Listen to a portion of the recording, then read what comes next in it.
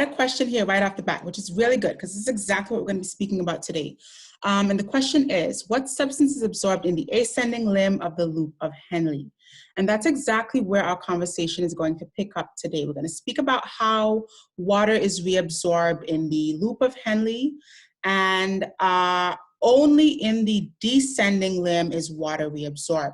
At the ascending limb, we see the movement of solutes, and that's a really important phenomenon that we're going to get much more in detail into today. Okay, so let me just make my slide bigger here. Okay, so this brings us to talk about the establishment of the medullary osmotic gradient. And this is basically this gradual transition of the osmolarity of the medullary interstitial fluid. Okay, and so just to kind of lay the groundwork here, we've got the tubular structure. So this is our tubule. This is where that filtrate that we're fine tuning is located, which is filtered across the glomerulus. This is the proximal convoluted tubule. This is the distal part of that tubule. And then this is the loop of Henle, specifically the descending limb and then the ascending limb of the loop of Henle, okay? Now, going from the cortex of the kidney, so remember, we talked about those two distinct regions of the kidney. If we were to take a kidney on gross inspection and cut it in half, we would see two distinct or two apparent regions. The outer region would be the cortex, and then the deeper region would be the medulla. Now, as we go from the cortex to the medulla, the osmolarity of the interstitial fluid here changes. It goes from being about 300, which you know is the osmolarity of our plasma, of most of our body fluids, to being really, really high, about 1400 as we get into the deepest part of the medulla. And so that is what we call the medullary osmotic gradient.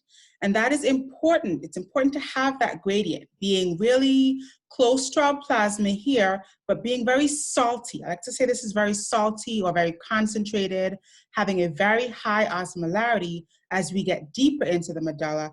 That is going to facilitate water reabsorption throughout the loop of Henle, specifically throughout the descending limb only, okay?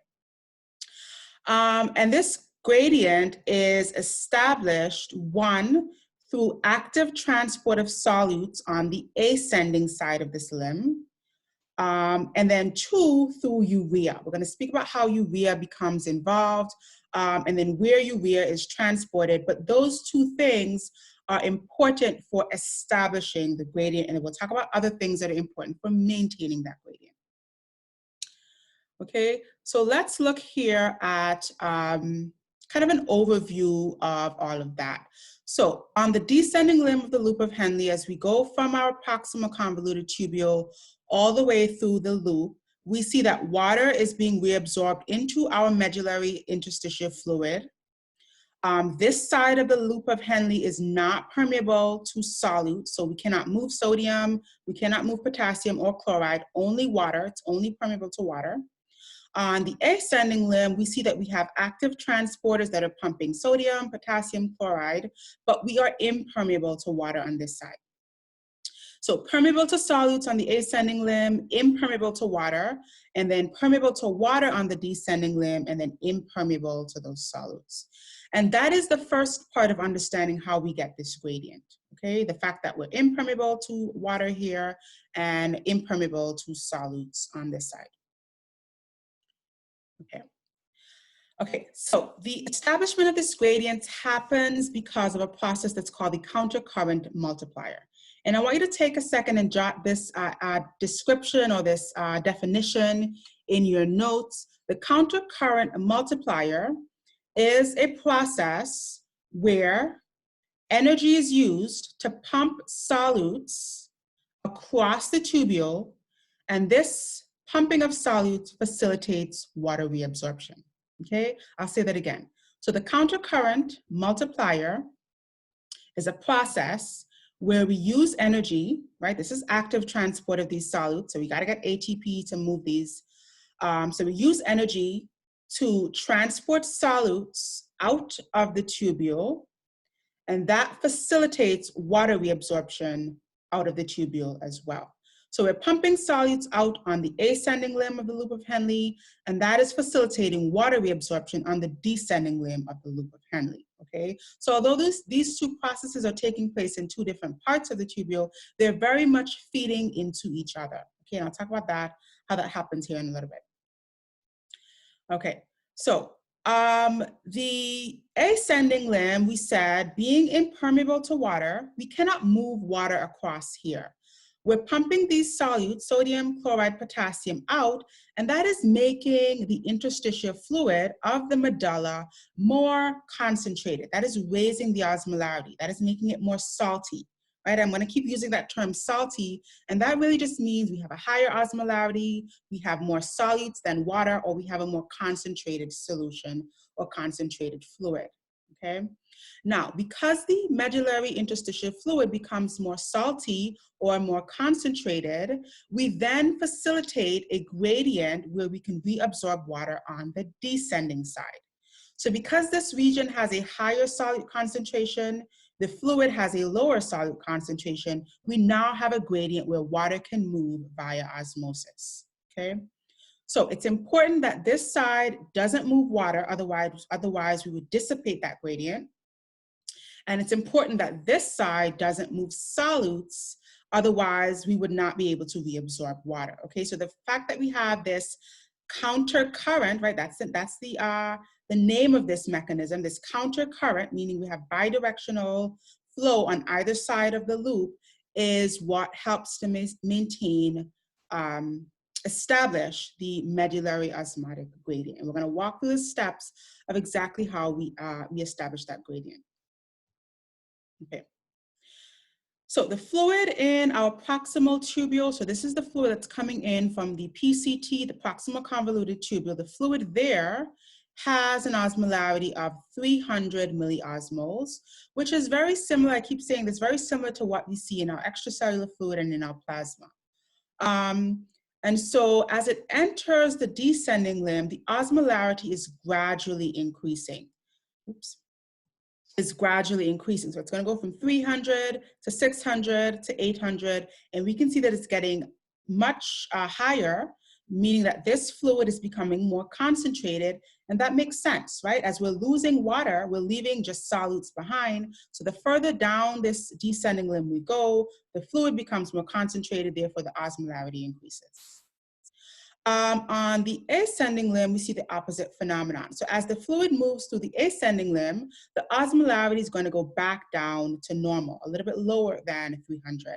It's going to go from about 1200 to 1000 to 800, and then gradually get to about 200 as we go back into the distal convoluted tubule. And again, this also makes sense. If we're pumping solutes out of this fluid, what we've got is water left behind, and so we're making our tubular fluid less concentrated by removing just the solutes and leaving water behind. Okay, so it goes from about 1200 back down to about 200 as it goes into the distal convoluted tubule. Okay, so the result of our countercurrent multiplier is that the fluid in the distal tubule has an osmolarity of about 100 to 200. And then the fluid in the cortical interstitial fluid has an osmolarity of 300 milliosmoles. And just to remind ourselves with the cortical interstitial fluid, this is what we're talking about.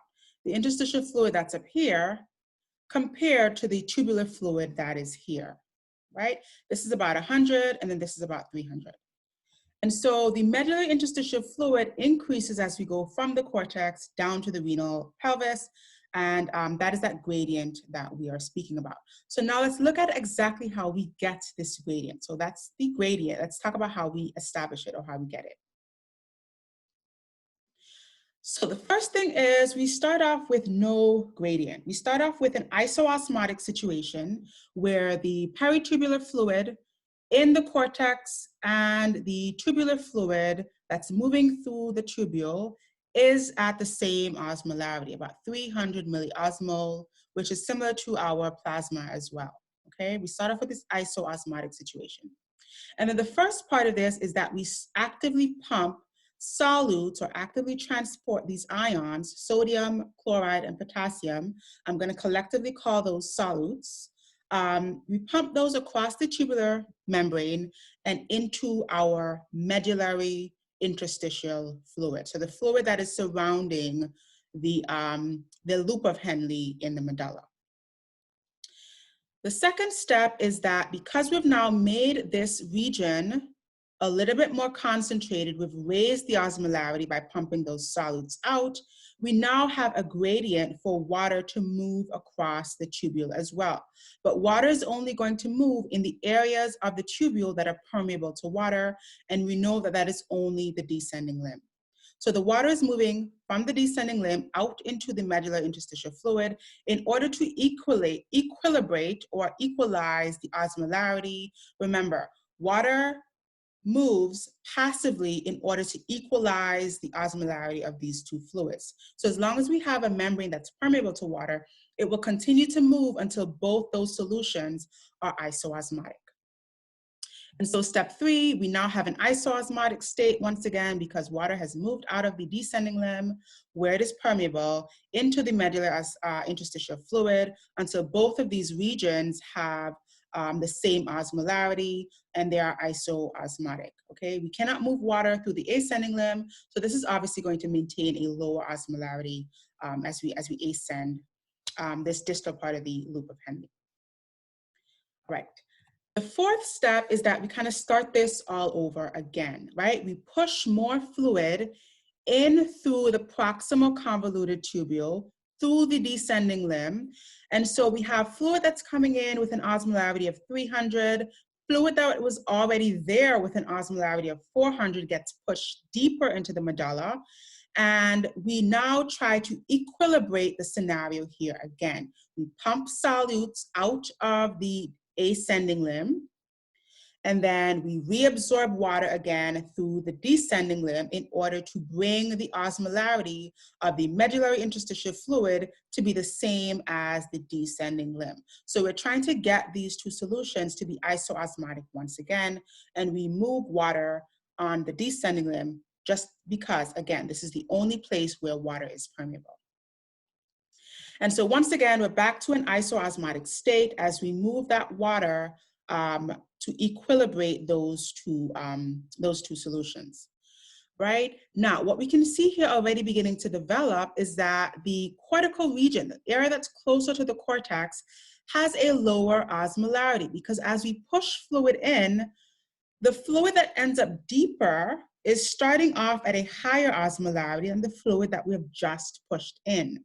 So we're already beginning to see this gradient start to set up, where as we go deeper into the medulla, we've got a higher osmolarity, and as we stay closer, right, the fresh fluid that's coming in is going to equilibrate to a smaller or lower osmolarity, which is closer to the fluid that's coming in. And we're once again here at an isoosmotic state where we equilibrate what's happening in the tubule on the descending limb to what's happening in the medullary interstitial fluid, right? These are going to be the same at each respective region as we go deeper, but it's going to be a higher osmolarity deeper than it is up here closer to the cortex. And then this happens again and again and again and again until we get to this steady state. So at this steady state, what we see is that the fluid that's coming in has an osmolarity of 300 milliosmoles. But as we get deeper into the medullary region of this tubule, the fluid here has a osmolarity of 1400 milliosmoles. And that is the highest osmolarity that we see throughout the tubular structures, throughout this part of the loop of Henle.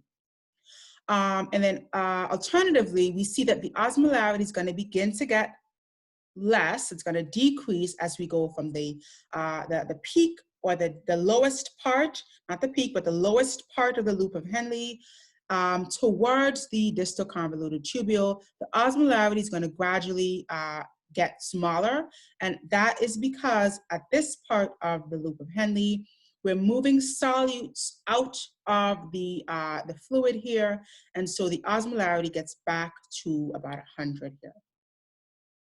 And so here we're at steady state. And so this system is kind of locked into place. And this is how we established our medullary osmotic gradient. And that gradient is crucial to reabsorbing water in the loop of Henle. If we don't have this gradient, if we don't have this gradual raise or gradual increase in the osmolarity from the cortical region to the medullary region, then we will not facilitate the reabsorption of water, and we will essentially lose more water than we need to in the tubular structures, okay?